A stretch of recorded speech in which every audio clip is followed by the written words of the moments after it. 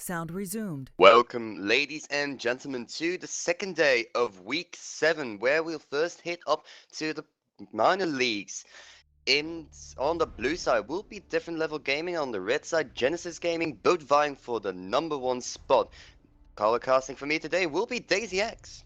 That would be me. And I'm pretty excited for this game because Different Level Gaming at 12 points, Genesis Gaming at 14 points, and both vying for that number 1 spot, so this could get a pretty heated game. Yeah, and they're both really looking forward to this promotion into the Premier League, where they will hopefully have the same kind of impact. And we're seeing some very non-standard bans in the Nidalee and in the Jin and in the Twisted Fate. The Nidalee is a bit of an interesting ban because she got actually a very significant nerf, so most teams opt to not ban her. But maybe Genesis is just doesn't like this early game aggression Nidalee pick, and they seem to be banning a lot of early game aggression junglers out so far. So most likely they'll want to pick up something more scaling oriented jungler that gets punished by these early aggression junglers. I think they perhaps want to ban out Grimsmile and then, well, of course they can first pick, or force them to first pick a jungler and leave open a couple of picks they really prioritize. So I wouldn't be surprised if Gragas was to be the first pick. However, I would like an Alistar in this, because you've got Lulu banned and there's a lot of possibilities to go with, so it's gonna depend. Yeah, like there's Poppy. actually the Poppy seems to be being hovered here, which I think is a really smart pick. Because right now Poppy is honestly one of the strongest top lane picks there is. Yep. The only natural answer to Poppy is the Trundle. And by first picking this Poppy, you essentially force your opponent on the Trundle, which gives you a lot of early to mid game flexibility. However, the Trundle starts really punishing the Poppy after 20 to 30 minutes, depending on how fat he is. And at that point, the Trundle becomes this really unstoppable force in the top lane, where basically Different Level Gaming will have Genesis Gaming, in fact, will have to send 2 people to deal with this Trundle. So by picking the Poppy and going for this Trundle, they've already, or most likely going for this Trundle, they would have a very strong late game win condition. And Genesis Gaming actually opts to lock in this Gragas, so their bans were really indicative of this. And now they also locked in the Kog'Maw, which is a really interesting pick, because Kog'Maw has actually been nerfed fairly significantly in the last couple of patches, to the point where most people don't consider him viable anymore. And going for this really early Kog'Maw pick is actually a pretty big risk, because there are still these very heavy anti-Kog'Maw counters available, in the sense of Lissandra or Nautilus, or just a full dive combo with the CC chain. Just a full dive combo. So it's really shows that Genesis Gaming is really confident in this Kog'Maw pick. Indeed, I wouldn't be surprised if you would go something to fully dive onto that Kog'Maw.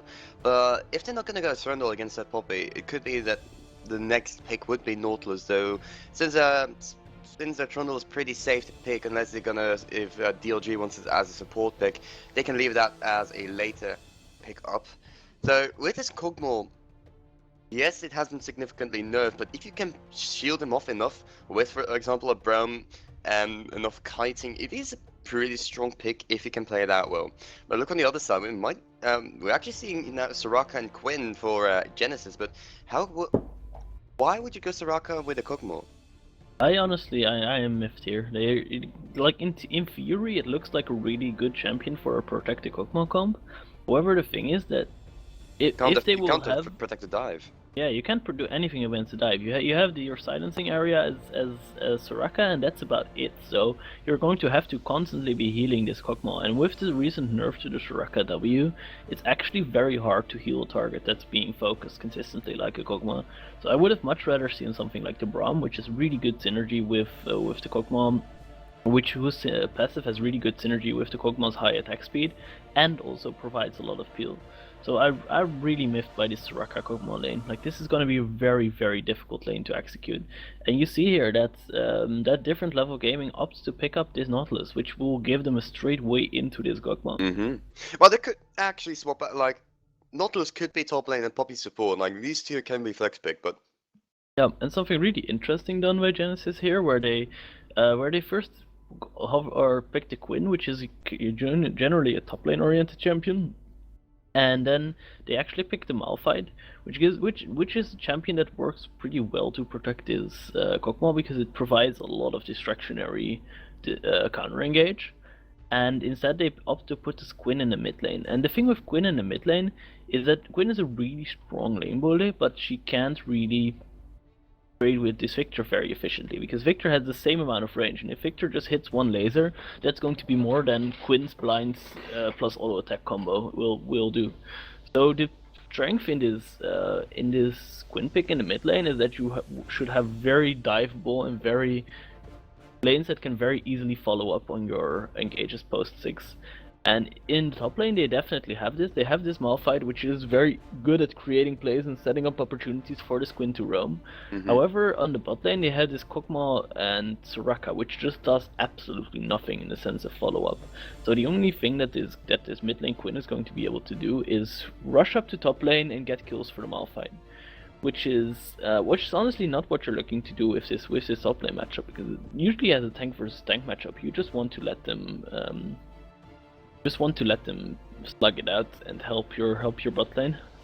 Well, don't forget, ladies and gentlemen, the straw polls are back up, so tell us who you think will be getting the win out of this. And I just wanted to go in on this Gragas a bit here, because Gragas will mainly be the only real, well, disengage from people onto Kog'Maw throwing that explosive cast. Well, you want to use that as an engage, most likely, but they can try to use it here to actually get people off the Kog'Maw, but I'm not seeing any way for Kog'Maw to survive against the Poppy and the Nautilus. And especially if a Graves wants to, well, jam his shotgun up that Kog'Maw's behind. Something. That would be painful, though. Imagine. No, I'd rather not. And he still can't have a cigar. Having said that, I feel that both teams have this really strong late game scaling comps where Genesis has this Kog'Maw, which is just going to become a monster once he hits 2 items, and Different Level Gaming has this Poppy, has this Victor, has this Sivir. So they both have team compositions that scale relatively well, so I'm not expecting to see a lot of action in the early game, as both teams are just looking to rely on their scaling. And then I'm expecting to see action coming from the Quinn once she hits level 6 and she can start pushing in her wave and roaming. Having said that, if I'd have to give an advantage to any team, I'd be giving it to Different Level Gaming at this point, because they did pick up this really MVP Poppy with Genesis not opting to go for the Trundle into that. They have the very solid Grace jungle, and if the Quinn goes roaming from mid, they have this Victor pick, which is very easy at shoving in lane. So every time this Quinn roams, it means that Victor will be up in his turret and dealing damage to this turret and pushing in the wave and denying a lot of CS to this Quinn. So this Quinn really needs to make her roams work, and because she can only make her roams work on top lane, really, that is a fairly limited window of opportunity to win. Yeah, I'm actually looking forward to see this matchup, Victor versus Quinn. I haven't seen, well, I've never seen it before, because you wouldn't see Quinn that often in the mid lane. So basically you're going to look at Victor just continuously clearing that mid lane, and Quinn trying to roam around and get either top lane or perhaps bottom lane going. Well, she's fast enough to get there, of course. She's probably the best roaming champion you could get. Oh yeah, very interesting matchup there, and I think the matchup to watch is going to be this Quinn post 6, but also this bottom lane, this 2v2, where honestly, if Different Dimension doesn't manage to protect the Kog'Maw very well, then they will just get super far behind, because this Nautilus is just going to be able to engage on this Kog'Maw every single time that he hits the dredge line, and because this Kog'Maw and this Soraka are so weak early, he can literally just walk up to the Kog'Maw and slap him once for the root and just start fighting that way. Tap. Yeah. And we're going into the loading screen. Left tap indeed. Wait, on the blue side, Different Level Gaming within the top lane. Lord and Savior playing Poppy. Jungler will be Grimsmile playing that Cutthroat. I just literally lost myself there. Cutthroat Graves. Mid lane, Victor for Biomax. And Victorious Sivir for Moroche. In the bottom lane, supporting him is Nautilus for LT Weirdo. Yeah, and on the other side, we have Clugian on this Iron side Malphite, Peter 5 on the Oktoberfest Gragas, Dan on the Quinn, and Xuan and YTK. I am not sure if I'm pronouncing this correctly, but on this Kog'Maw and on this Soraka. So yeah, what is your predictions for this match? I really, really think we're gonna already things going out, so it could be that we're gonna get some crazy level ones happening. Perhaps an invade, who knows? It would be fun though. Who doesn't like level 1 strategies? Yeah, it would be fun, but I think that the red side team here is just going to be wanting to cover because their level 1 is so abysmally bad. The only CC Yep. that they have is this Quinn who is going to level her blind, whereas on the other side of things, this Poppy has really good slow and really high damage, Graves has relatively high damage, Victor has high damage, Nautilus has amazing CC, so the only thing that they can really do in a 5v5 level 1 scenario is just hope that the Soraka can carry with her heals, and if the Soraka gets called out at any point, it's just game over for the red side team here. Remember the time in season 3 and 4 where level 1 strategies were like part of a team, like what they had to practice and already have planned out? It was really fun. Like one level 1 strategy could basically change a game completely. I'm actually honestly I'm very happy with the changes that Riot made to the early game, where you just don't spend 30 seconds of your life just AFK, standing AFK, checking Facebook every time, and then being mad because your enemy invaded and you were checking Facebook and you just got first blooded. Like, I think just the level 1s added too much variance to the game, where it would essentially turn into this whole like, okay, who can randomly choose free level 1 kills and then just win the game invade that. Sometimes I like invading. No, like I think you can still invade. It's just because there's because the first blood gold has been nerfed so much, and because the timers have been the times when the jungle camp spawn have been increased by a lot, and the times when the minions spawn, it's just a lot smaller window of opportunity to invade. And I still think invading is fine, but mostly as a tool to get deep wards and as a tool to make sure that you get the lane swap. Whereas these full 5-on-5 level 1 fights in the jungle, it's like kind of like there's so much variance in there. Who checks the right bush? Who hits this single RNG. ability? Yeah, it's not so much RNG. It's not very skill related. It just happens sometimes. It happens right, sometimes it happens wrong. And sure, you can manipulate how it happens, but in the end, there's still going to be a lot of games that are won or lost off of just the level 1, because it was just the game was a lot more snowbally back then. So whatever we learn, ladies and gentlemen, don't check Facebook at level 1. Just keep your eyes on the game. Yes. Unless you have a second monitor. Yeah, or you have a very hot girl messaging you, in which case. In that case, I completely forgive you. Like, Good. we understand, no worries. Good. But look at this mid lane. So we see Quinn pushing in, but she's already taking quite a bit of poke, and if that death lays had landed, she'd be in a bit more trouble. But still, I'm just slowly but surely waiting for Biomax to get that death laser up to the point where you can just clear the wave. Yep. Interesting to notice is that even though like pretty much all of these players are either mid to low diamond or mid to high diamond, whereas Biomax is a silver player. So he's actually like he's the kind of person. Oh, Poppy! On the turret, he's taking a bit of turret damage. shot. No, he's fine. Yep, and he's fine. Yeah, this is kind of this top lane is always going to be caster bait, because it looks like someone is in trouble, but most of the time these guys have a very good idea about dying. Yeah, and they have Vespyr dying. And the bottom like, lane, yeah, that's Kog'Maw being was... called. No, they actually get the Drizzle onto White Key, but now that's Graves coming in. White Key's taking so much damage, and now Peter is coming from the side. Might be looking for a counter engage, but no, everybody backs off. And of course, with the Soraka healing, they should be fine for now. Yeah. And this is what I mentioned. LT Weirdo is just able to go up to the wave and smack the Kog'Maw in the face for the root, and then follow up. Yep. And honestly, at this point, I think he should be posturing a lot more aggressively, because both the Soraka and the Kog'Maw have burnt a cookie already, and they just have a lot of potential to just freeze this wave up on their side and wait for this Graves to come, because honestly, Gragas, but actually both Gragas and Graves aren't very inclined to gank in the early game. But yeah, both of these teams could definitely be looking to just farm out until level 6 and then go for ganks. But I'm I feel currently that- imagining burning Oh. a cookie, like setting a cookie on fire. That would be I don't know, so isn't that interesting. what Christians do in church around Easter? Oh, shots fired. Wait, no.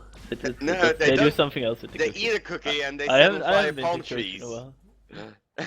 Obviously.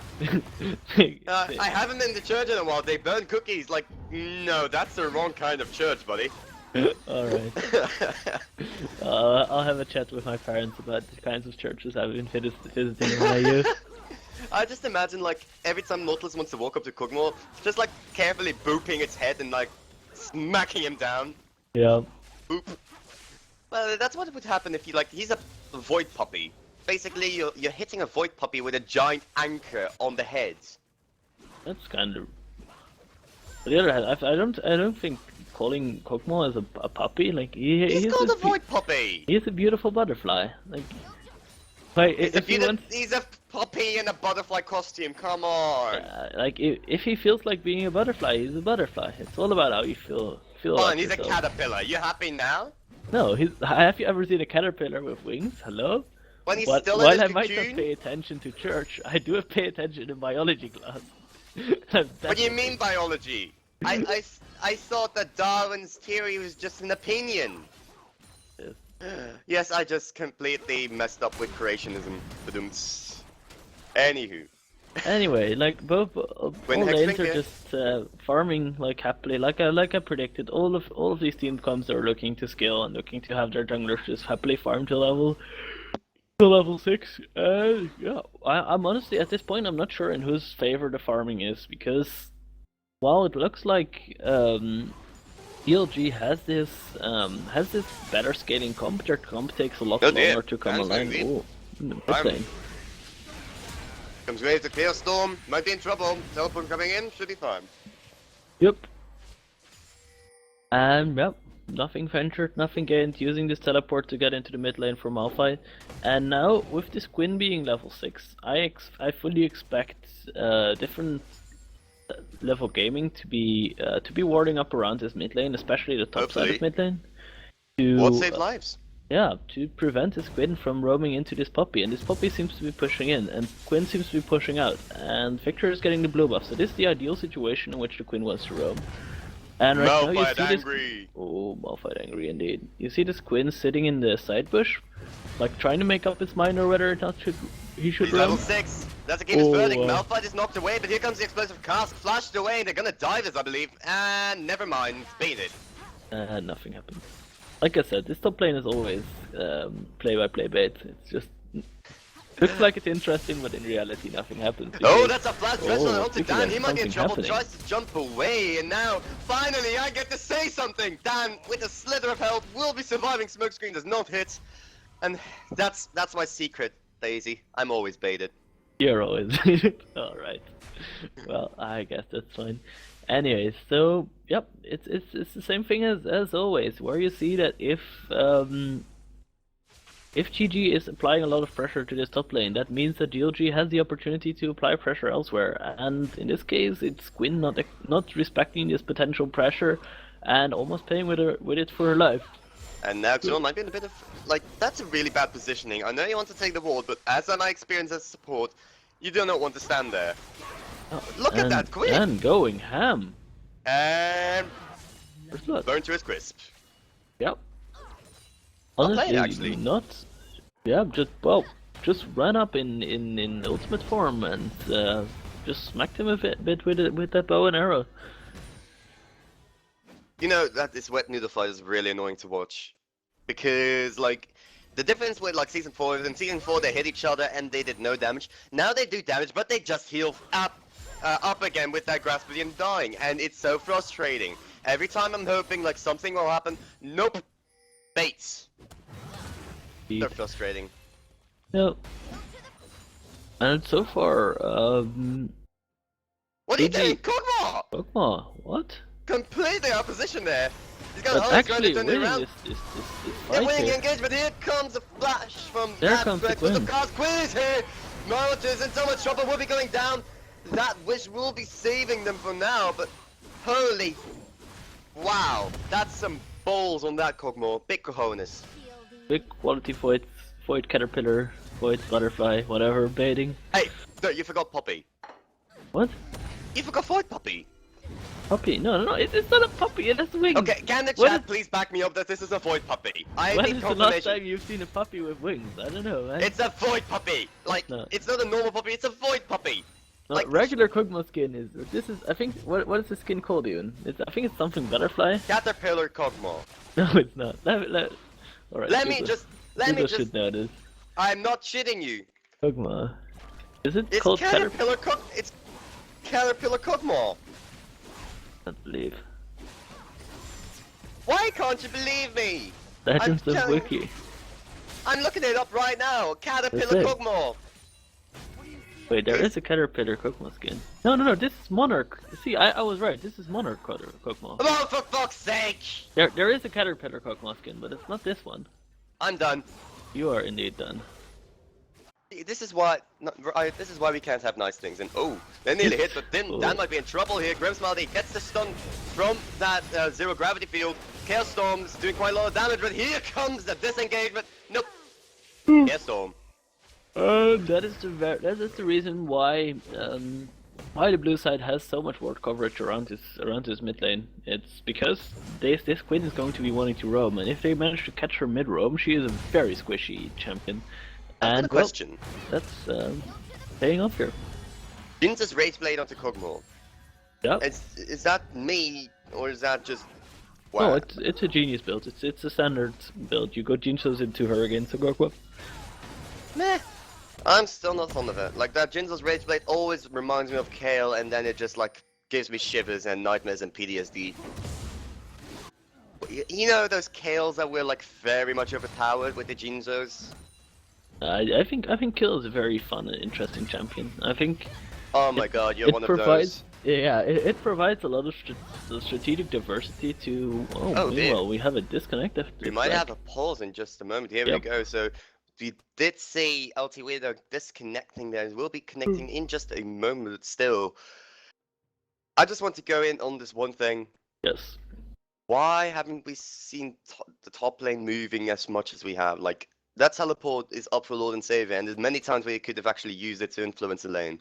Yeah, it's honestly like both of these top laners are not looking to win their lane. They're just looking to influence other lanes, and the fact that they're not doing that right now is honestly a testament to the fact that they don't know how to play around this teleport summoner, because the teleport mid from the Malphite was well intended. It was very late, and it was on a minion that was honestly not in a position to do anything remotely useful. So now this Poppy has its teleport advantage, and what I'd like to see right now from the blue side team is that they place very deep ward in, like they push up the bot wave because they can easily outpush a Kog'Maw as a Sivir. Like that's just a non-starter. So they push up the bot wave to the turret, then they put a ward like very deep in the bot lane bush, then they let the wave bounce off and let the wave freeze in the middle, and then they teleport with the Poppy behind it, and they focus down the Soraka. Like it's really that easy to set up like a really good teleport play with the Sivir comp, because you just have so much control about where the lane is going to go at most points. And the fact that they're not doing this is just a testament to that they don't know how to properly utilize this teleport summoner. They're being so nice in chat. I'm surprised. Like, they're just having a nice chat, really. Yeah. And even like helping the enemy, just like finding their self-esteem. Like, good job, guys. Really, the league spirit is back. All Like, the toxicities is out of here. Speaking about chat, in Twitch chat we have just confirmed that this is in fact a Monarch Kog'Maw skin, and Monarch No. is from the Monarch butterfly. Okay, it is a monarch. It is a monarch skin, but he is a void puppy in his canon lore. And you don't know shit about lore. I do. Wait, I thought Volibear was police officer because he has the Constable Volibear skin? Or no, wait, Constable Strunwell. It's both constable, fully bad. Are they both Constable? I know they both have a police officer. They skin. both have a police officer skin. Yeah, I play a lot of Volibear. I have this police officer skin. I just don't know what it's called. I'm not 100% sure. That does not mean he's a damn police officer. He's a bloody ice bear. Ice Bear who espoused thunder out of his class. I hate you. Yeah. Like you're literally tilting me right now. But look at that. Oh, the Dread's not nearly connecting to Xuan there. But what better way to spend your time is than to fight at this blue buff, and Grimsmon taking lots of damage. Here comes the Keeper's Verdict. Gragas is out, knocked out. And here comes Cloggin, he's trying to 1v2. And... yeah, Poppy just saying no. no. Like Wait, Nancy it's gonna be Reagan like, just no. said no to drugs, and Poppy says no to fighting, so... Seriously, are you still going on about the damn Volibear? No, I said Nancy Reagan. What the fuck? is How does that why- even remotely come close to Volibear? Oh, I thought you said Volibear. Oh my god, you're at this point you're just hearing what you want to hear, I think. Maybe, because every time I hear a Republican president, I'm just like, nope. Indeed. Nope. Like, I'm trying to forget that. We see the fight key. You can't forget the Reagan, just like we can stamp the Trump. Anyways, let's go to more neutral ground. Look at that turret being demolished by the Void Puppy! That turret being loved to death by this beautiful butterfly. Loved to death. Yes. Is this like a synonym for Taylor Swift? I have not listened to Taylor Swift, so I wouldn't know, but if you're the expert, then sure. Well, basically your ex-boyfriends all end up in songs and probably somewhere in a cellar, but okay. That sounds very creepy. I wouldn't be surprised. Alright, so what's happening in this game? Dead Crank just confirmed dead by Snoosu. Yeah. Look at Oh. that lovely Snoosu, he's so cute. Yep, and like this game is pretty much even across the board. You see a 20 CS lead differential by this Kuma who is about to snoo this turret to death. And then on the other side you see a 12 CS lead by Poppy. Dan's on the move. Malphite. And And Quinn is cool on the down. move and finds the pink ward. That is so frustrating. Like you're moving, you see an open spot you can go, and then nope, boarded. Yep. That's actually really good for this Quinn pick that that this bottom lane turret is now down, because even though they have very little follow-up on potential Quinn ganks, they can just run up and chase someone down the lane, and Kog'Maw with this one item, and soon his goal being finished, which will probably lead him to build a Hurricane very quickly. Yep, there's the Zeal already, so he's looking to go for this Hurricane. And with this goal being finished in 15 CS, he should actually be able to get this Hurricane relatively quickly, because honestly 144 CS on 15 minutes is a fairly impressive number on a lane which is so passive and which should be getting bullied very, very much by this Nautilus and by this Sivir. Yeah. Well, Nautilus is a bit slow, he's on the moon. Like, everything's slower on the moon. He's got no gravity. I thought we agreed that he was in submarine. Have you ever seen a submarine on the moon? It's Astro Nautilus. Yes, But he's a like, submarine, but he 5 knows... seconds ago you just said that the skin doesn't matter for the lore, so... Right now he's Astro Nautilus. Right now and he's Astro Nautilus. He's a Alright. submarine on the moon. He's a submarine on the... Is there even water on the moon? I thought there was water on Mars, but... There has been water on Mars, but there's no water on the moon, no. Like, And can't why they do you take a submarine to go to the moon? Like... I don't know why does USA does do anything. Just to Yeah. have the record of the first submarine on the moon. I guess we can now safely say that Nautilus is in fact the first submarine on the moon who took a dragon. Confirmed by NASA. Yes. NASA. Anyways, And Snooze to death. Genesis is taking a turret for this dragon, but it And looks for like on Kelly. the other side, DLG is taking a turret as well. So the question is this Kog'Maw going to be pushing to the tier 2 turret? Because Oh, with Winter's this Zeal... spotting. Ooh, There's actually some nice damage that Poppy actually put down. Here comes a teleport. And defending that turret.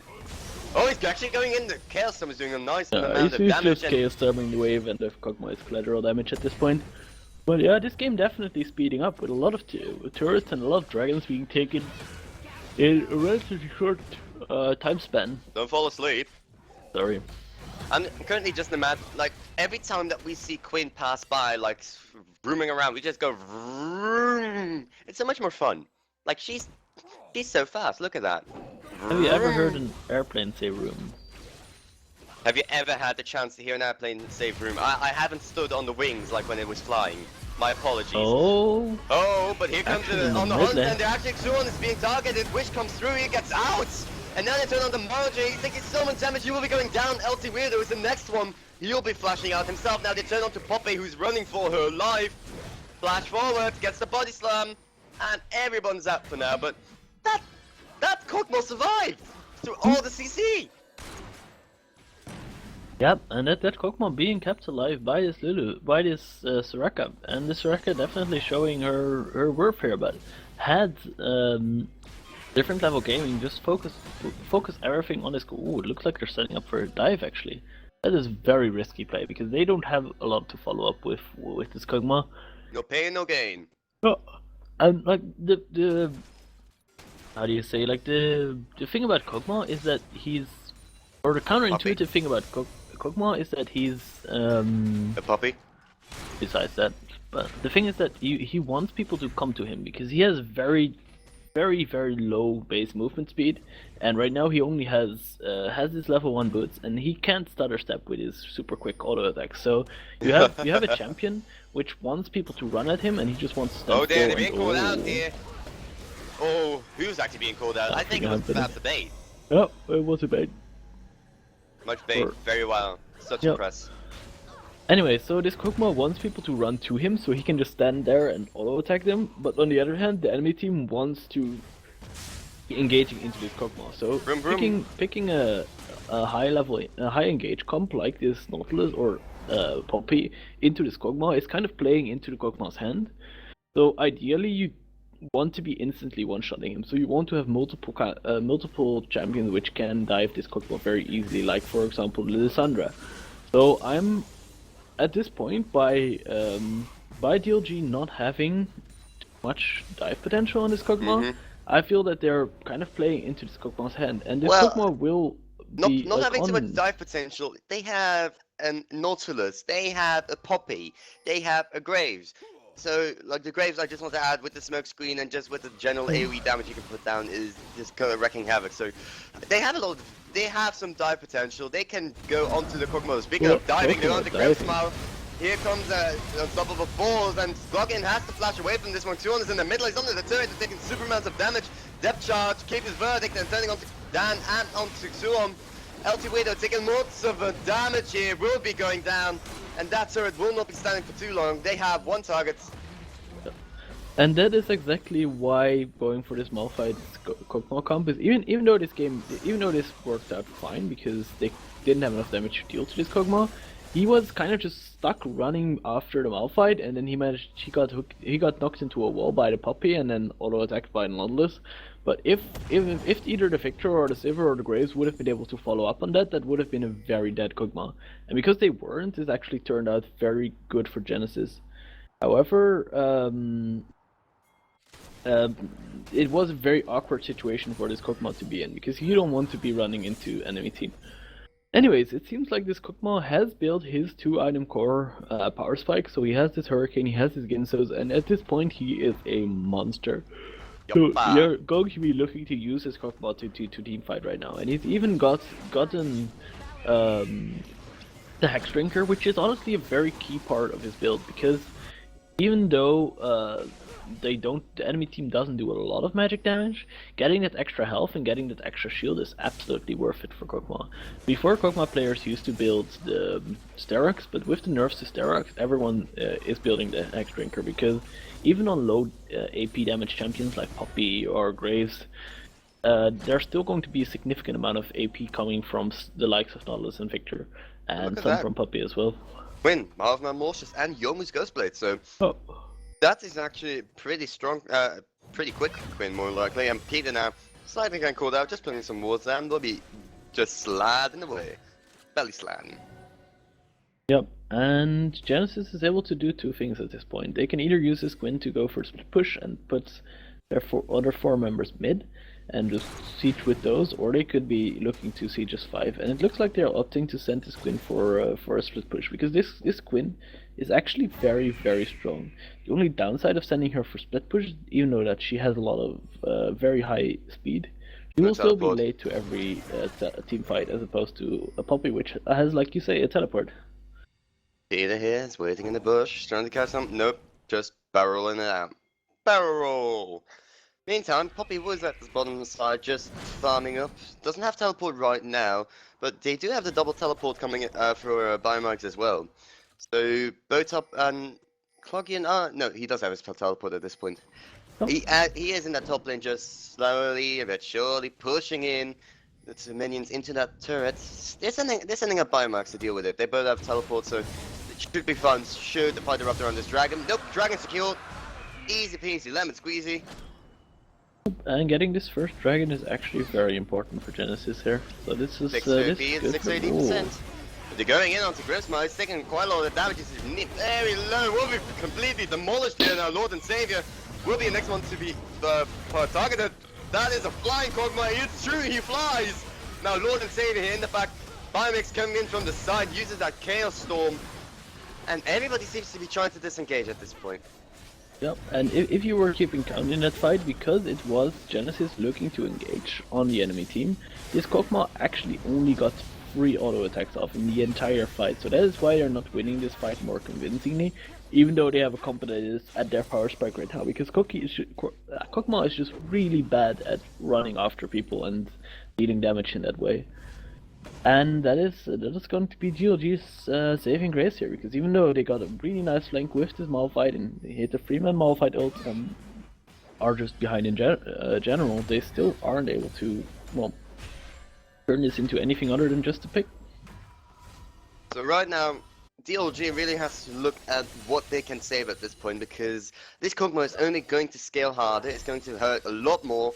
Well, on their side, you really have to deal with this Kog'Maw. Like, you need to full dive him and kill him early on, because else he's just gonna rip through your team. Here's the thing about Kog'Maw though, that's a bit counterintuitive, but he actually doesn't become a lot more useful than he is right now. Because in a way you can say that the Kog'Maw is fairly similar to assassins in teamfight, in that they that it's all about if they get their combo off and if they get their use, and not so much about what items they have. So, and it's the same for Kog'Maw. If he's able to just stand for more than 3 seconds and auto attack into the front line of this blue side team, then meanwhile talking about he's Kog'Maw being called out a bit. Here getting comes the depth charge. He goes into the air. Flying Kog'Maw, more like dead Kog'Maw. Yes. And they finally get the execute. Yep. Earl Cloggian was trying to flank from the side. He might be in a bit of trouble. Gets a flash slammed into the wall. Wham bam, thank you ma'am. And he might be in side trouble. Has to use the unstoppable force to get away. Yeah, but on the other side of the map, we have this Quinn pushing down this bottom inner turret, and this is good. They're sending this Poppy to stop her right now. But honestly, Poppy can't do that much against Quinn as long as he doesn't manage to dash to prevent the tumble. And because he used his anti-tumble shield really early, it means that the Quinn is just going to be able to walk up to this turret and safely hit the turret, because there's no heroic charge, there's no preventing of. Quinn's making the way here. Ooh. Poppy does have a teleport, she can come from behind, but they're going to re-engage Cloggian here. That's a full ash forward. Does not have his ultimate, but here comes Quinn in the middle of him. Naughty Widow will be going down, Mojo will follow. And now they actually want to get more. They're not done just yet. Quinn is running as fast as she can, but she's not going into ultimate, but they're safe under that turret for now. Yeah, and this is going to be Baron. With a Kog'Maw, you take a Baron so absurdly It's insane. quickly. Come on, look at that's insane. Yeah, look at That this Baron Baron is health melting. going down. Yep. And Poppy teleported after the Quinn, but the Quinn actually got the Poppy got a very weird teleport down, because he teleported somewhere around Dragon, which ended up not doing anything at all for this. Keep it verdict. Whee! Yep. And saving Soraka is like, well, thank you, that was about the way that I was going anyway, so thank you for helping me get there more quick. Just like, yeah, thanks for like putting me in a safe position. Like, I didn't feel so comfortable in here. But look at that. They have the money. They have the Baron buff. That's a double Iceborne Gauntlet on their side. So even Gragas is going to deal some damage. Yeah, actually Greg is going for this really high damage build with both the... Oh, actually no, he opted for the Cinderhawk tank item. Okay, I'm honestly not sure if I like that. I think it's still... Cinderhawk's been going off ever since Season 5.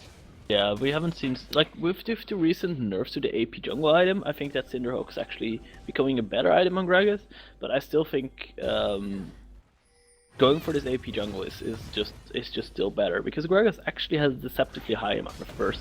Yep. Remember the time when he was a mid laner where you could just like exclusive cast him into your barrel, into the body slam? That was so bloody. Let's not talk about that.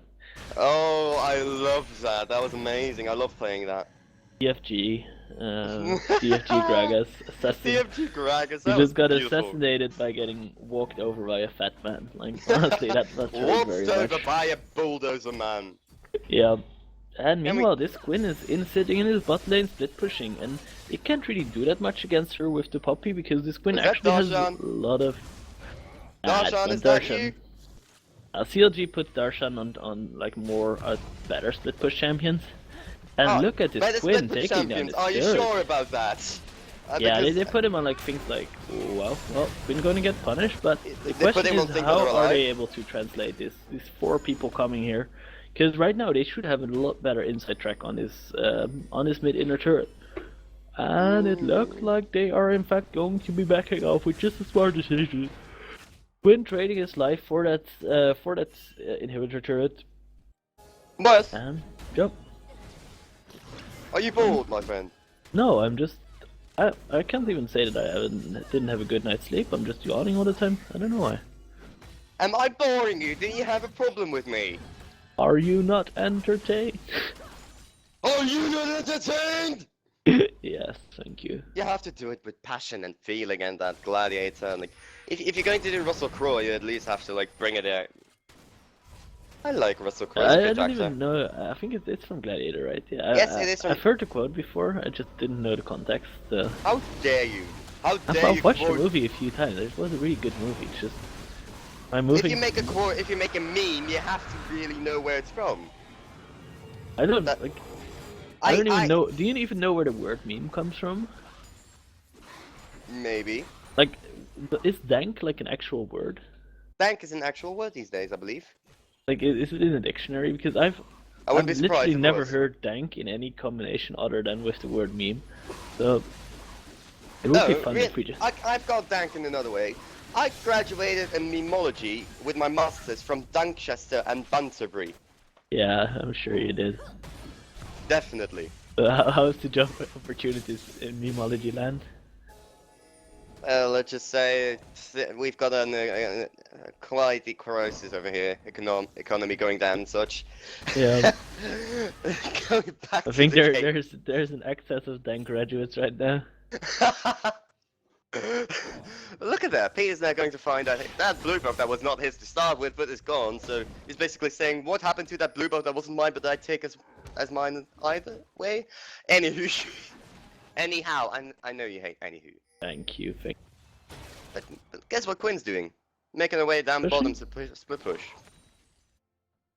Like, I Yep. think that's their only job in this game. Like, going down, get people there, like, Well- fly back up and just do the thing. Here's the thing though, like if this Poppy responds properly to the Quinn should never be able to split push properly because every time this Quinn is in range to attack the inhibitor or the turret, she's also Kog'Maw Oh, getting that's engaged a nice upon red again. line 6-0 and he's taking quite a lot of damage. Heroes up, and here comes the depth charge. They actually get the Super Force onto Griswold just to save Zuon. And everybody disengages. For now. Yeah, but that Wow. Kog'Maw flash and heal being forced there is Anticlimactic. actually pretty big, but the Soraka allows them to keep fighting here, which is good for the Soraka. Like the Soraka slowly sustaining back up with her Q, and like puts them in a position to hit this turret while the Queen is still being annoying on the button. Red line onto Clodian, but that's not the target you want. Zuon gets out the weirdo, and now Lord and Savior's trying to get Dan, but Dan gets the kill back onto him. And they're gonna get this turret easily. And they're gonna take probably the inhibitor on the bot side, unless they're able to respond to this right now. But it No, looks they're like not, this they're too is, slow. yeah, they're too slow. This is gonna be an inhibitor, and probably even an inhibitor turret. Well, they want more Oh, turn, it's you have to diving. flash away, but Clodian's taking quite a bit of damage from that turret now. And this is just greedy at this point. Like at this point, you could have just waited until the Kog'Maw was, or until the main wave was there, and just shredded that turret with the Kog'Maw rather than going for it. Oh. White taking a lot of damage here, so not And really this is sure. so nice if you're the Soraka, where you just want to be running away, and your passive that gives you like a way to run away for free. Oh, Yep, God. overall really good game, or really good play for Genesis. Bit sloppy at the end, but they're definitely setting up this game because right now they can just again do the same thing. Put 4 people on bot, 4 people on top. Put the Quinn in the mid, and Quinn just roams as soon as the enemy team engages, and then the Quinn will slowly take the turret. Because unlike inhibitors, where Quinn honestly shouldn't be able to 1v1 a Poppy, because of the walls nearby. Inner turrets don't really have that many walls that Poppy can knock to if the Quinn just happily stays in the middle of the lane. So therefore, it should be a very free take for the Squin. And Speaking about the Quinn, she's getting 1v2 and she is actually winning this fight. Here comes Malphite, unstoppable balls, they're gonna get Grimmsmouth, teleport, the East coming in, will be cancelled. Now the LT, well, oh you wow, know, and there was a he's trying to run away, is it gonna be enough? The slow is holding him down, but will be getting out with the help of that anti-gravity field, zoning the enemy team out. Morocho is on defensive duty in this mid lane. We'll be clearing those minions together with that Victor, but not enough it appears because that turret went down faster than you can say supercalifragilisticexpialidocious. You are definitely fast at saying supercalifragilisticexpialidocious. I was surprised you actually could say that. I thought you were the kind of person. I think I had it in English classes once. Not because you know it from Mary Poppins. Yeah. I hate you. You're the kind of person like, why? Why? I don't know, like I had a cool English professor, like... It's the best word that exists. It's from Mary frickin' Poppins. Come on, man. I haven't even watched the musical Mary Poppins. Like, I like my musicals, but I've never watched Mary Poppins before. How dare you! Forever. Meantime, Lord and Savior getting quite a bit of damage here. Dredgeline just thrown out there, just saying hello. Have you ever met an anchor saying hello? I have never met an anchor. Hello, it's me. I had to. I blame Grang for that one. Chaos Storm already pulled out. They're going into PTs. It's stunned up against the wall thing. Someone jamming unstoppable force onto 4. That's an explosive cast disengaging them. The Lord and Savior is in the middle of. He's trying to hold them all. Anti-gravity field depth charge. Dan taking lots of damage. Weirdo is in the front line. Lord and Savior onto Xuon. He will be going down. Xuon is just messing everyone up here. Dredgeline, Peter taking the damage, but Dan goes in again, and Marcher will be next to follow. Double kill for him, and they're gonna get a turn out of this one. And this was game GG well played, bars. being called by the GOG players. And all red bars. All red bars, yeah. That is what Soraka does to your comp. Like, she's just gonna stand in the back and like every time you're like, I always got this guy, and then Soraka's like, nope. He wasn't single digits. That's why Soraka, it would be fun if Soraka randomly gets executed by a minion now. I was hoping that. I hate her. Like, I hate her with a passion. But he literally didn't die a single time this game. Genesis taking the first game in this best of 2 series, and we'll be taking a short break. We'll be back with the following game in just a moment, so don't touch that browser. See you soon.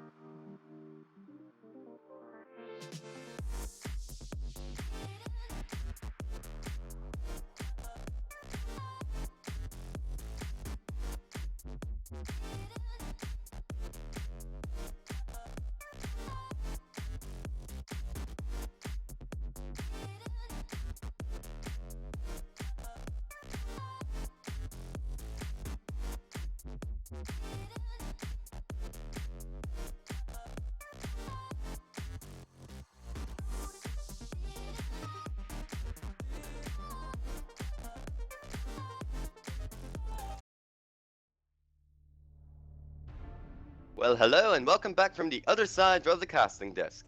Yes, Scrang, I just did it. That's how you do it, okay? Anywho, welcome back, ladies and gentlemen. Joining me again is DaisyX as a colorcaster. Which would be me. Are you sure? I thought it was the other guy. Oh, Anywho, no, bands is there coming anyone in. else in this Twitch channel? Yup, lots of people. Alright, good. First band's coming in. Nidalee, Lulu, Gangplank, Malphite. No more Malphite for cooking. Feels bad, man. Well, yeah, definitely impressed by this Malphite play and looking to take this off the table. And again, Genesis looking to ban these really early game junglers and probably set up for the Gragas pick again. So this time again, Poppy is open and So this is time the for Kog'Maw. Genesis.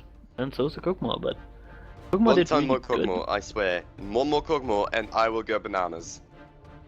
They did really well on this Kog'Maw, with this Kog'Maw pick, so maybe they're looking to pick it, but again, it's not something you want to prioritize first picking. And with all the ganks on the early game junglers, I still feel that going for this Gragas would be a very good pick here. Alternatively, they can go for the Puppy. It seems like they're hovering as Jax. And I with the swear, Kog'Maw for being back fuck's again. sake! Well, why are you such a hater? Come on, man! Yeah, I know, Grang, I know. One time the F word and that's about allowed, but come on, really? I would Fine. say fucking hell, but then I won't. Yep, he said the second one, that wasn't me. Go kick, fine, $5,000 and fired. Okay, but on the other side, that Anyways, is Grim yep. Smile hovering over that Gragas, and Lord and Savior might be going for that Poppy again. Yep, and honestly, Lord and Savior did well on this Puppy last game, and it's a really strong pick. And with Genesis showing that they're not willing to play this Kog'Maw into this Trundle into this Puppy, they really don't have that many good answers because Puppy is going to win pretty much all tank matchups. And again, they're going for this, or they seem to be going for this No. Soraka Kog'Maw. No, I And refuse. is it Soraka? No! Why are you doing this to me? Never change the winning team, I always say. So That's my secret, Cap. I'm always tilted. yeah. Oh, come on. Really? Well, why not go on the exact same team? Why not? No, if it works, Well, it works. they can't, because Malphite's banned. They can take some other generic tank instead of Malphite. Well, they can't find something with the same effect as Unstoppable Force, and they lock it in! You have no idea how tilted I am at this point. Tilted like Dyrus. Are we being capped? We're being trolled out, I think. I don't know. Yeah, we're definitely being trolled. Anyways, you see this Shaco being hovered? That would be a very interesting pickup here. Interesting. Are you sure you would like to use the word interesting? Are you sure about that word choice? Interesting is one of those words in the English language which has the potential to both be positive and negative, so I really like using the word interesting in a casting situation. Wow. You remind me like one of those people from the city hall where you go to because you have to like every year or something, and they just keep you waiting for the rest of the damn month. The cannon being locked in. Okay, that's a very interesting pick. I'm not sure if I like it here. Say interesting one more time. I dare you. I bloody damn dare you. And Alright, so I think it's a very uninteresting pick because they have to put it on either AD carry or on mid, and on mid it's just too it's just too weak. I feel like I haven't seen cannon mid in like forever, so I'm gonna assume it's going to be cannon mid. I'm out. Fuck this.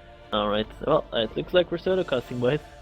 So yeah, this cannon which like we did see some cannon AD carry in World Championship coming out of Fnatic, but it was mostly for to stop the Juggernauts, which had like relatively low range and therefore were very vulnerable to this cannon stun, and therefore unable to reach the target. So that might be cannon AD carry, but I think it's going to be AP cannon mid. Or honestly, Really? I don't really see the point here. Like if you're cannon and you flash in, and then Soraka does your silent zone on you, and you're like, yeah, well, that just happened. Well, whoops. And Yep. look at that. It looks like they were going for almost the exact same comp, except for the Malphite, which turned into a Nautilus, which is honestly probably an upgrade from my perspective. And different level gaming, going for... Is the Caitlyn gonna be Looks like- locked in? If the Caitlyn's going to be locked in, that means that it is indeed the cannon mid, which is just going to get horribly destroyed by this Quinn, because he just Mm-hmm. doesn't have the range to counter that. And he's still very much auto attack related, so the blind will actually have a very big impact. However, I don't like Caitlyn Alistar as a bottom lane. Um, It just I doesn't synergize well, in my opinion. it doesn't like it's one of those bot lanes where like either you want a bot lane that has like all in on the early game, or you want a bot lane that's all in on the late game. Yeah, and wow, it looks like actually Wait, they're what? trolling us, and it looks like it's going to be Cannon 80 carry for Where? Where? yeah. Okay, we have a Twisted Fate mid and Cannonator carry. Yep. And honestly, I think the Twisted Fate mid is kind of fulfills the same rule as this Quinn, because this Quinn is looking to roam and this Twisted Fate is looking to roam, but Twisted Fate will always be there first because he can just teleport while Quinn has to fly all the way. Well, So it it's a bit of depends. an... Like he has to walk a small part, of course, and Quinn Yeah, is okay. very fast. Go. Like, I think if you're gonna range the fastest champions, who do you think is faster, Ramos or Quinn? I think Quinn, like especially because Ramos Like- Q is only up for like Ramos Q actually takes a deceptively long time to scale up to like decent speed, whereas Quinn just kind of stands still for 2 seconds and then instantly has this very high speed. And Quinn often builds like movement speed items like Ghost Blade, so I think that definitely Quinn is going to be roaming faster. Imagine Quinn and Ramos with Sivir's ult, with the home guards, with boots and mobility, and the alacrity enchantment on it. Yep, I think there's hundreds of montages of champions who are just running like retardedly fast. I Don't think think of what's more there is, like movement I speed think I items. saw on Reddit, I saw a video a couple of days ago, which was just Quinn flying in circles so fast, being sped up by a Lulu, that she actually was immune to turret shots. So Whimsy on that again, then you've got the Zephyr, then you've got the, doesn't Triforce also give you some movement speed? Yeah, Triforce does in fact give you movement speed. And Luthen's Echo gives you some movement speed, if I'm not mistaken. Yes, and Lichbane. Lichbane, everything basically with the... I completely lost the name of that Wisp. item. Yes, thank you! I hate that item for some reason. Okay. But don't forget, the straw poll is up, ladies and gentlemen, so you can vote whether Genesis are going to get a 2-0 and sweep that first spot for themselves, or whether that DLG Gaming will get a draw of this one and keep the standings as is at second and third place. So for the promotion, because obviously they're both looking to get promoted into this Premier League, how much does it matter if you're first or second place?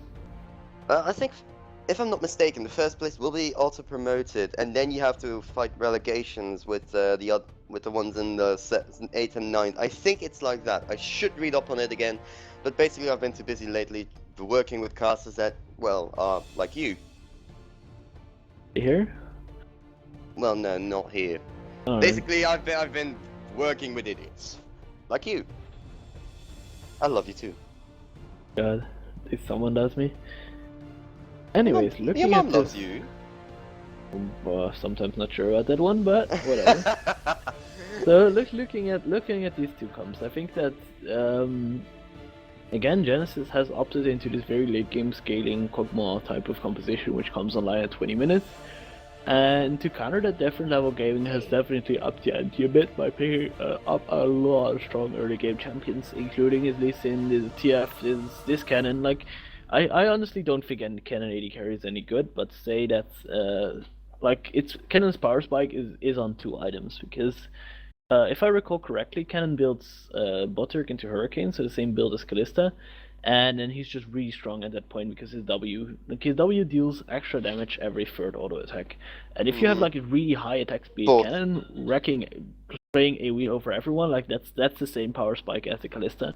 So while it's the same 2 item power spike as the Kog'Maw, his items are a lot cheaper because the Kog'Maw Hurricane is the same, but Kog'Maw Ginsu is a lot more expensive than Leishman and King. Cannon doesn't do that much AD damage not as much damage compared to the other AD carries. He's mostly he can be an AD carry, he's mostly a support AD carry, as in mainly utility, doing yes, but he's doing mostly CCs in there. So I can understand why it's a good pick, but still, compared to the full damage coming out, probably the lowest of all AD carries. Yeah, somewhere up there with Ash and Varus and Hey, don't Vespyr. underestimate Ash. Ash Even though really I hate doesn't it. become useful until 4 items, so not a Mm, big fan of the Ash pick. does Cannon ever become useful? Yeah, Cannon's 2 item power spike is really good. Like I said, it's just AD after his wise. like it doesn't matter if it's AD or AP damage as long as he does damage. Like they don't really have that many.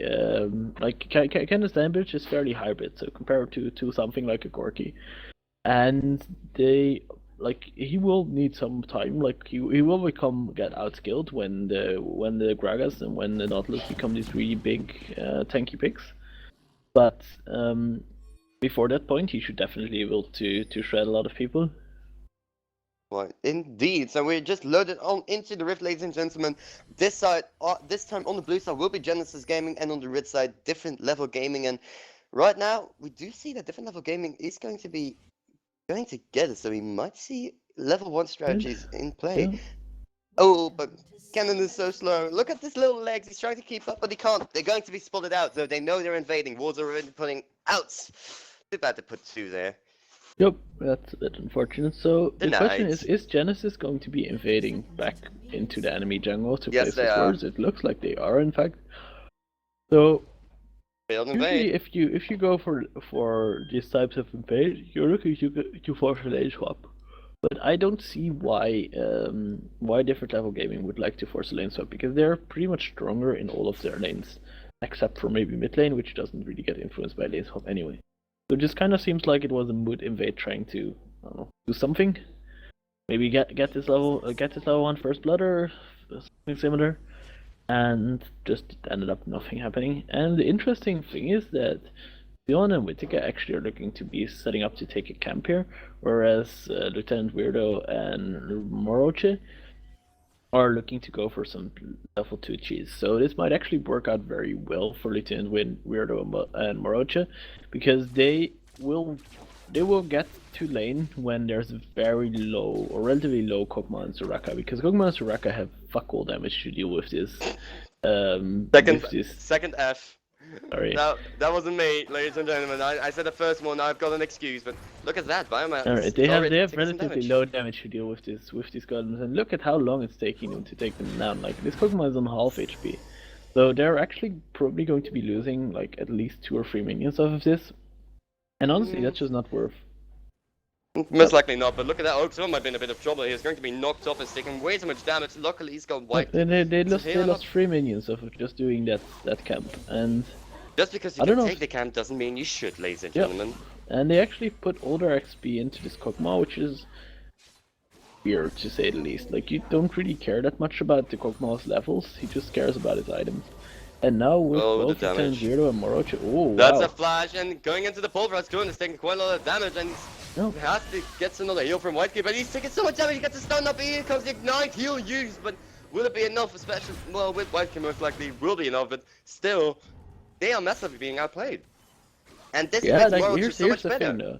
Like with this Soraka, she still has 2 biscuits to eat. So this Soraka is actually going to be healing up this Kog'Maw really quickly.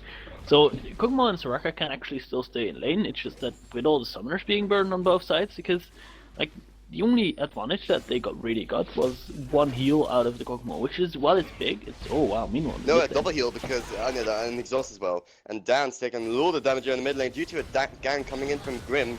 But I just want to go in on this cannon for Moroche, because Moroche is not actually an AD carry, he's more of a main jungler support. So I think he will have some experience as support on cannon, and he's doing a lot better on this cannon than he did on that Sivir last game. Sivir, what did he play last game? He played Sivir last game. Yeah, I was right. Yeah, you were 100% right. But the thing is that, yeah, sure, they usual. used heal and exhaust on that, but for that they had to use the Alistar flash and ignite. So, oh wow, Yeah, still Poppy with us. laying on the law in the top lane.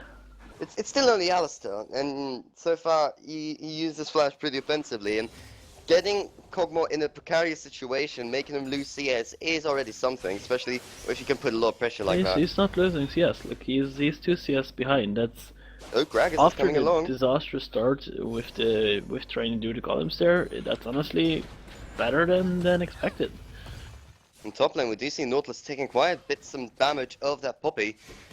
And look at that, both junglers are hanging around this bottom lane, but Lee Sin's waiting in the bush. Is he gonna Yeah, try to and do anything?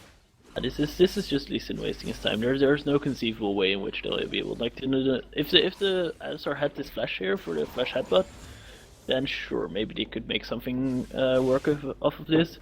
But Probably right expected now, a there's gank. just no way that this Soraka is ever going to be aggressive, and that he is going to be able to punish that. So it's just Lee wasting his time. So Well, perhaps he actually thought they were going to get ganked by the Gragas. He was making his way there, so yeah, perhaps just trying to read the enemy junglers.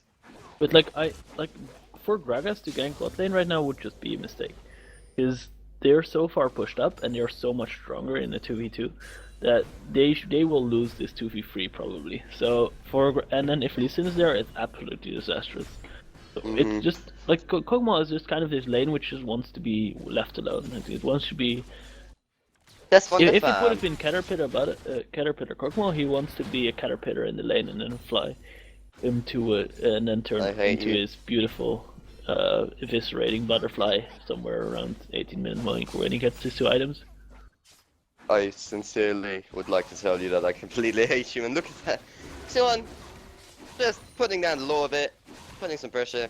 But look at this top lane. Gragas making his way over there. Gonna be trying to look for a gank on his Poppy because Nautilus has been having a hard time playing against them. And Grim Smile is there. He's gonna put some lots of damage on Peter. Peter has to back off for now, but nice reaction by Lee Sin, who is once again in his shadow, in that shadow of Gragas following all over the map.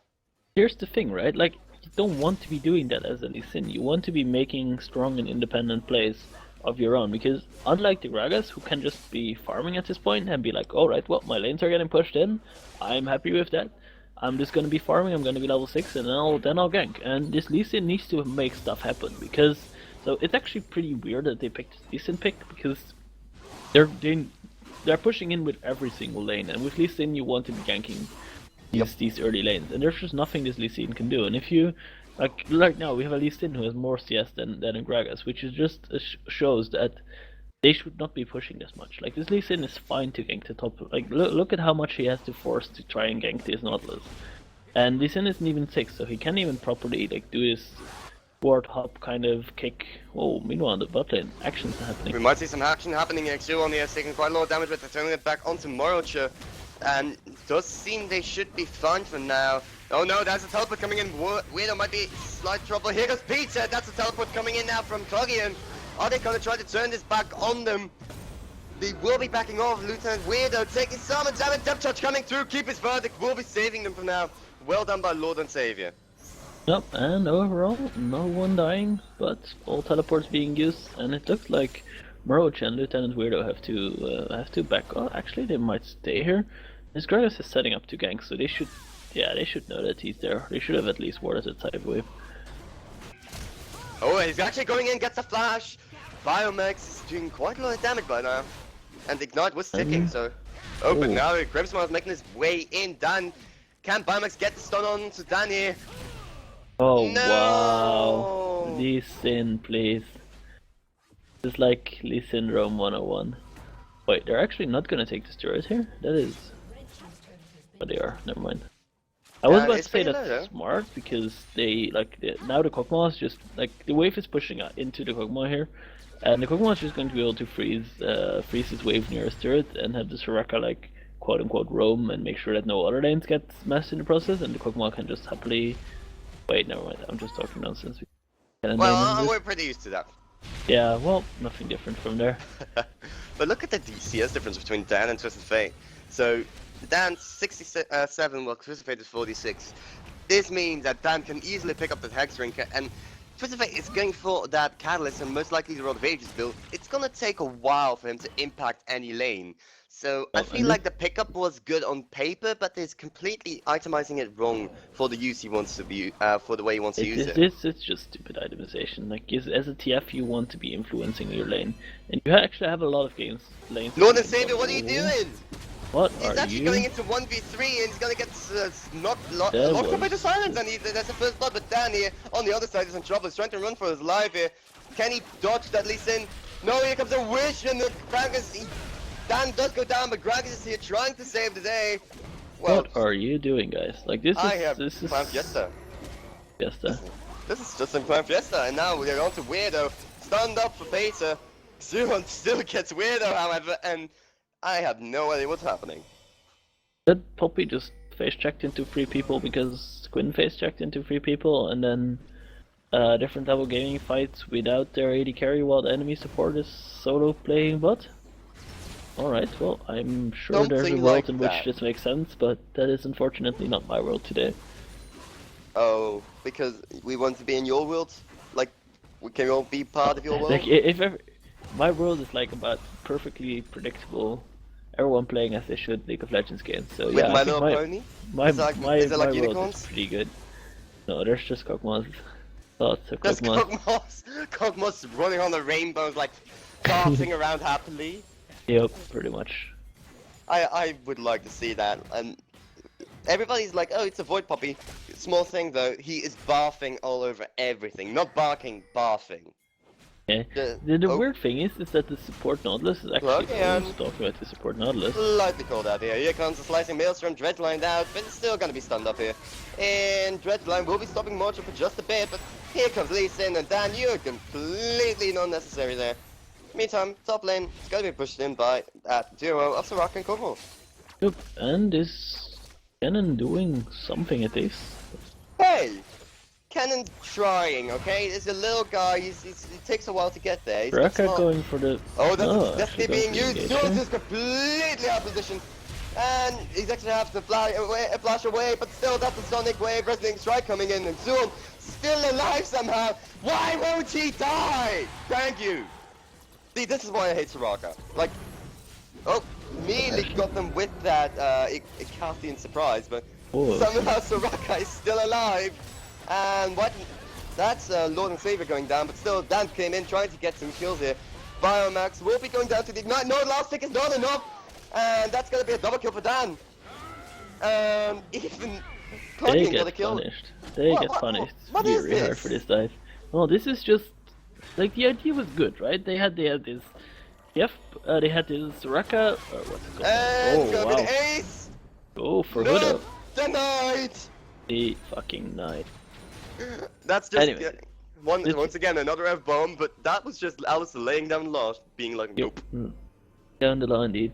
So the weird thing about the dive was that it was actually like pretty good, well set up, because they saw, okay, we have this TF, we have our ult, we're going to be ganking top lane, and we're pushing up. But the thing was that they initially they pulled the trigger on Poppy way too quickly, because they were running at them with Poppy, and this Kog'Maw was like, well, this Poppy has run at me before, but surely he's not completely idiotic right now, so there's probably someone else coming. So that actually gave the Kog'Maw a very good heads-up knowledge that there was TF coming, and it allowed him to back off a lot further than had they just instantly initiated this TF. And then after that... Oh, slicing wow. Maelstrom, more just taking so much damage, he's got to flash away. And while that top lane turret was taken, Peter tried to take the dragon, but he had to recall because he couldn't take it by himself. And look at Biomax, like this build, like the Rod of Ages, I see where you're coming from. You want to be like you want to be a bit more tanky, a bit more beefy when you're like in front there, in the front line. But you go Zonios for that, just for the Messiah build. Don't go Rod of Ages onto Twisted Fate. I think Rod of Ages on Twisted Fate is a fairly defensible build. Oh wow, Kog'Maw getting caught again. One slightly called out. Here comes the teleport. And Dan, the wish is being used, and somehow Kog'Maw is still alive after all this damage. Trap charge into the air. He gets one kill, but there goes Kog'Maw. Twisted Fate came in, won't be going down himself, and now that is Weirdo running for his life. And this is exactly why I hate Soraka. It's a kill on the Kog'Maw, but they traded two people for that and a teleport, and you're gonna get not even executed. So there are 3 kills for just a Kog'Maw. And honestly, they're happy with that. And that was a fight that was being initiated by different level gaming. I just don't get why you're not focusing Soraka at this point. Yep. It's, and yep. Oh, yep, yep. dead. So okay. Nope. Yep. Dead. Now they can take that dragon with the help of his friends. Peter doesn't have to take it alone by now. I'm just currently wondering what is going through the minds of DLG, because you have to deal with both Kog'Maw and Soraka. Like, you have to kill Soraka if you want to kill Kog'Maw. Yep. And this middle lane turret is gonna be defended by Twisted Fate, but it's gonna be enough. Phoenix is gonna need help from his teammates if he wants to keep it. The next wave? And this cannon has now managed to finish his Hurricane right Yay. around the time that Kog'Maw almost has his Ginsos plus Hurricane. So cannon should 100% have gone buff play of Druid King first. There's really no excuse for going Hurricane first because like look how much damage he deals. He's barely able to free shot a wave if that, and that is with a Hurricane, which is supposed to be an item that's good at wave clear. So right now you only have wave clear. You don't have any team fight damage. And by the time you'll be able to hit the Kog'Maw or hit anyone at any point, this Kog'Maw is already going to be striking average. So I really don't like the cannon right now, and I really don't like the cannon build. And it looks like this Nautilus is actually going to be opting into the CC Rod, which is a bit of a strange choice because the CC Rod recently got nerfed. Like before, it used to be really good against tanks, but now it just has 5 HP and it takes 5 hits to kill it. And those 5 hits Poppy can do very easily. So Yep, I don't really get the going for Raptor Cloak here. Now, John, Dan, and White Kid together, perhaps just looking for some stragglers they could pick up. But just look over the overall goal. If you're going to compare the mid lane, that is about 700 gold, 600 gold lead, more or less. 80 carries, over 1,500 gold lead in favor of Kog'Maw. Top laners are pretty close in favor of Nautilus, 300 gold, more or less. And the only thing that's winning on the side of DLG is the jungler with about a 600 gold lead. The support, well, is heavily in favor of Soraka with about a 600, well, more or less 600 gold lead. So interesting though that there's such a big CS differential in favor of the Lee Sin. I guess he just has a lot more kill participation involved and he has more CS. Really low CS on Gragas at this point in the game. Well, and Lee Sin getting soloed again, not this time. They've got OP. Ward save lives. Look at that. It literally saves your life. Oh, Peter is at the side. He's trying to go in. Pat down now in here. He gets knocked up, but well, Gwyn being knocked up, I'm sort of scared what comes from that. But Biomax called out by Plugin. Plugin is not done just yet. Or he is. He has his depth charge, but little mana. Yeah, and it's a support node. No, it's a top lane Nautilus. I am just talking nonsense. Never mind. So if Alistar knocks off Quinn, does that make a bird cow or a cow bird? Quinn isn't a bird, right? Yeah, she's half bird. No, she's not. Like if she ultimates, she doesn't turn into a bird. You see her hanging underside the bird. So how's she a bird? She's a bird trainer. She's a bird woman. She's a bird trainer. Like. Are you talking about Pokemon now? No, have you ever seen a falconer? Really? She's a falconer with a giant ass bird that makes her fly? I've never seen a falconer do that. Have you seen a falconer hanging under his bird? No, but this is a falconer with a very big falcon.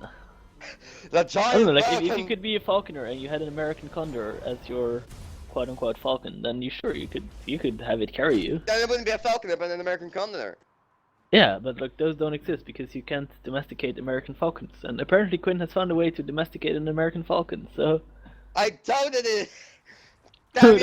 Why can't we just accept that she's a bird woman, like a crazy cat lady, and she's a crazy bird woman?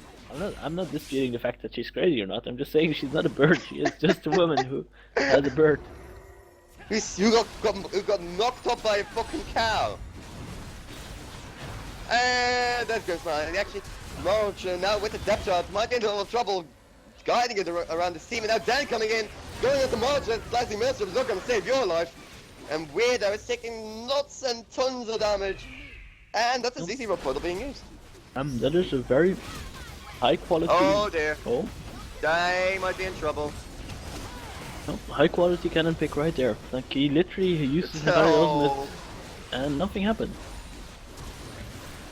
And look at this. Painful. Yep, as this Kog'Maw has built his 2 items, he is now godlike. He is going to be shredding turrets, shredding champions, shredding dragons, shredding the occasional Baron. Fighting the occasional Baron. There is not even a Baron yet, but sure. Like that's how far Kog'Maw is at. Yeah, we're just 19 minutes in, and this game is already over.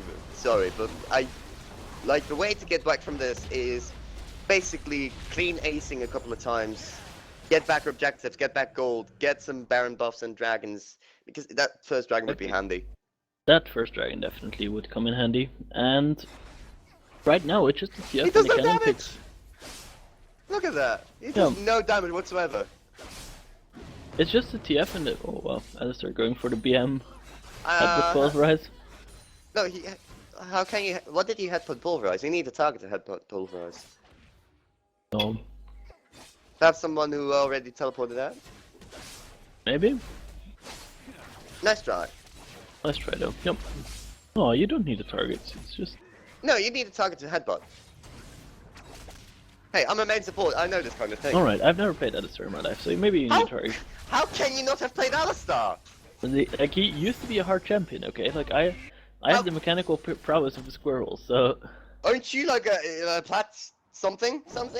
Flat 1, yeah, but... I'm silver. I'm silver currently. Well, I belong in gold. I was last season gold and and also gold before that. Your team is gold and you back. But still, honestly, I have the mechanical prowess of a, well, what's like, slightly but better I than don't play stuff that I can't play and I don't enjoy playing, so I've never played Alistair before. Shame on you. Shame. I just want to bell now and go shame, shame, shame.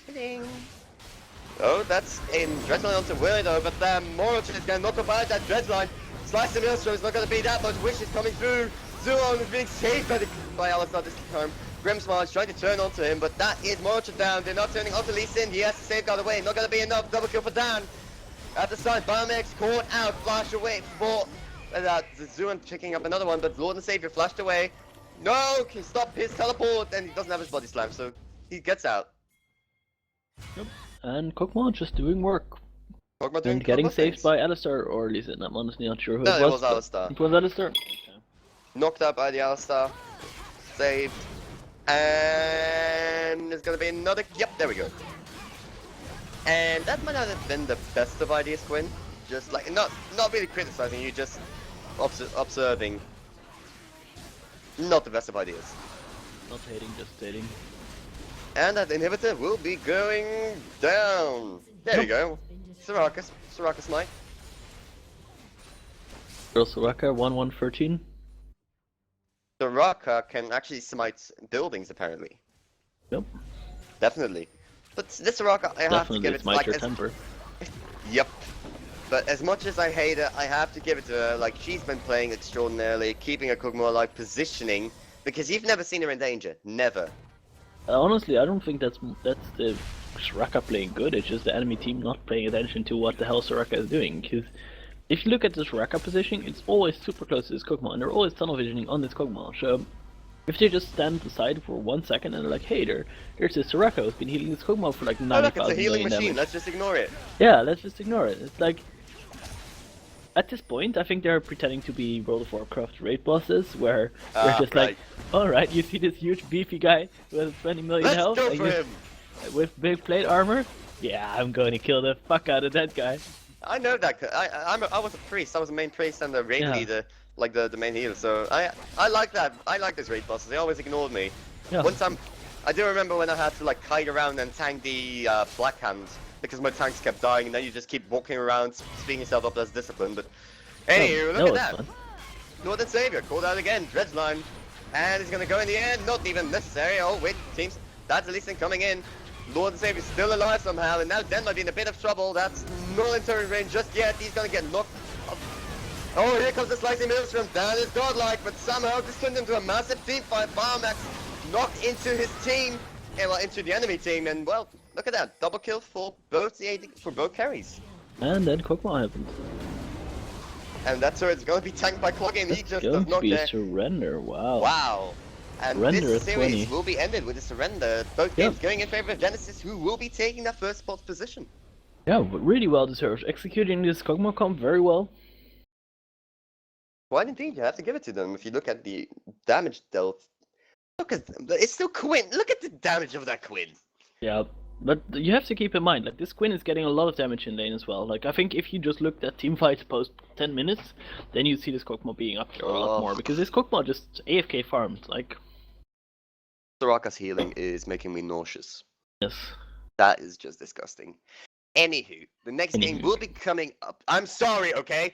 Next game will be coming up soon in just a slight moment, so stick with us. Thank you for being here, and our co-cast and our co-league casters will be taking over from us. So have a nice weekend and a very good Easter.